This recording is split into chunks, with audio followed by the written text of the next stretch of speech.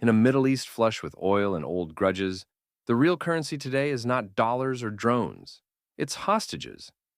On Monday evening, Eden Alexander, an American-Israeli IDF soldier, stepped back into sunlight after 583 days of hell, held captive by Hamas. His return was a miracle, not a spiritual one, but a political one.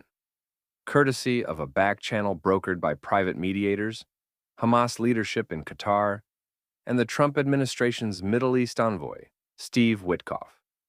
The operation was slick, untelevised, and strategically timed. Trump will depart on Monday for Saudi Arabia before making stops in Qatar and the United Arab Emirates. He is not slated to visit Israel on this trip. And while many in Israel rejoiced, others, mothers, fathers, siblings of Israeli hostages without U.S. passports, watched with bitter silence. Because here's the quiet truth, and it's a spicy one. In today's war for the soul of the Jewish state, a foreign passport is worth more than a soldier's oath.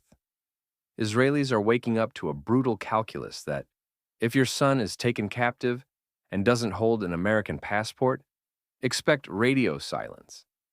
If he's Israeli only, he becomes a line item in a negotiation binder, not a priority. This has shattered something deep. On the eve of Israeli Independence Day, a Reichman University poll revealed that just 17% of Israelis believe the state would do everything to rescue them if they were taken hostage. The Israeli flag, once a symbol of unwavering mutual commitment, has for many started to look like a tattered promise. As one anguished mother put it, "My Nimrod is 100% Israeli. Nimrod also deserves to come home." Trump's re-entry into the Middle East is guided not by loyalty or long-term vision, but by a dopamine-fueled obsession with quote-unquote wins. The release of Eden Alexander? That's a win. A ceasefire in Gaza? Potential win. Peace with Saudi Arabia? A golden trophy, especially if it comes with Qatari jets and Saudi contracts. A Palestinian state? If he can spin it as outsmarting predecessor Joe Biden, even that's on the table. Let's be honest, Trump doesn't have a foreign policy. He has a victory policy. His advisors are a tug of war between isolationist dealmakers and muscular hawks. One moment it's maximum pressure on Iran. The next it's maximum selfies with Saudi royals. In the morning, he threatens Hamas with annihilation. By dinner, he's negotiating terms. None of this is coherent, but all of it is aimed at crafting the aesthetic of dominance. If the prize is a smiling hostage and a press conference about jobs in Ohio, the long-term risk to Israel's security is someone else's problem. And what of Israeli Prime Minister Benjamin Netanyahu? He's walking a political tightrope over a pit of his own making. On one side, the hostage families, disillusioned soldiers, and a nation emotionally fried after 18 months of trauma. On the other, an American president who could bless him with normalization deals or bulldoze him into a ceasefire. To hide Israel's exclusion from the Eden Alexander deal, Netanyahu rushed to announce the release before the Americans could. His office even tried to claim credit, suggesting the rescue was the result of Israel's aggressive policy backed by Trump. But no one serious in the region believes it. This isn't just a diplomatic snub, it's a symbol of how little leverage Israel currently holds in Washington. There's frustration in the Trump administration with Netanyahu. Steve Witkoff himself reportedly criticized Israel's prosecution of the war, calling it needlessly prolonged. In private, White House aides describe Israel as dragging its feet, resisting a ceasefire, and being uncooperative on broader plans for Gaza. Trump, ever the opportunist, is exploring his own endgame in the region, and Netanyahu might not be part of it. The Netanyahu government has become so obsessed with political survival and coalition management that it has lost the initiative.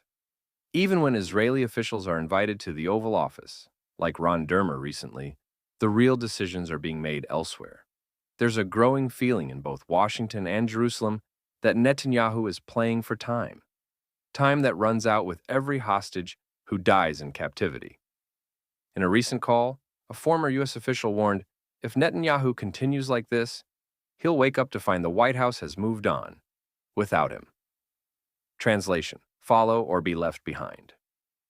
While Israeli analysts debate whether there's a rift with the United States, the real story is more complex. There's no rupture, but there is recalibration. There's talk of a ceasefire deal. There's talk of Saudi Arabia joining the Abraham Accords 2.0. There's even talk of Trump unilaterally recognizing a Palestinian state. For someone who once tore up Obama's nuclear deal and moved the U.S. Embassy to Jerusalem, this might seem like ideological whiplash.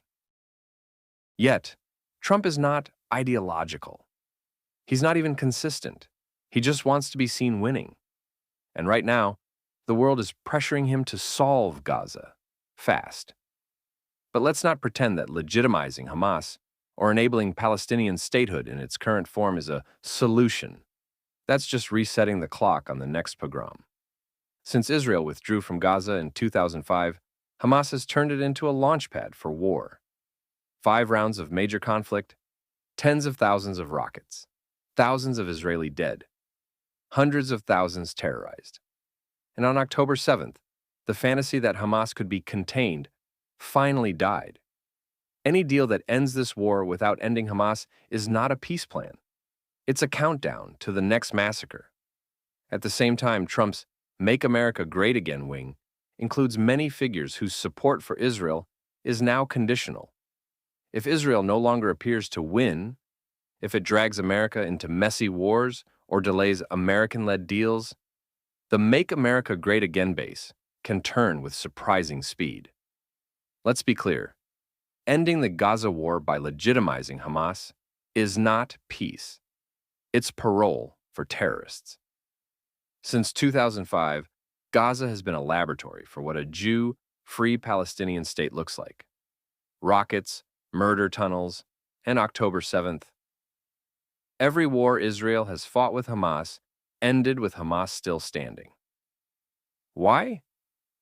Because the international community, including Israel's allies, prized stability over victory. But stability is what allowed October 7th to happen.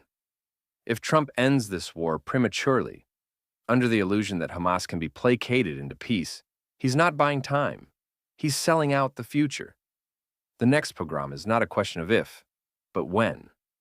Israelis have learned a hard lesson. No one loves a Jew like another Jew. Not even our closest allies. Aiden Alexander came home because of his American passport. The others remain underground in Gaza because of their Israeli ones. Foreign support is fickle. Today, it's a back channel. Tomorrow, it's a bargaining chip. The day after, it's a headline about both sides and moral equivalence. This is the moment for Israel to remember what it means to be sovereign, not just militarily, but morally. To remember that Jewish safety was never meant to be contingent on the kindness of empires or the whims of politicians. Eden Alexander is home. But until every hostage is home because they're Jewish, not because they're American, this war is not over. Not for Israel, and not for the Jewish people. The hard truth is that the international community, America included, will never love the Jews more than it loves convenience. Even our closest friends will eventually choose stability over justice, peace processes over actual peace, and symbolic wins over moral clarity. That's why Jewish sovereignty matters. It's why the Israeli flag matters.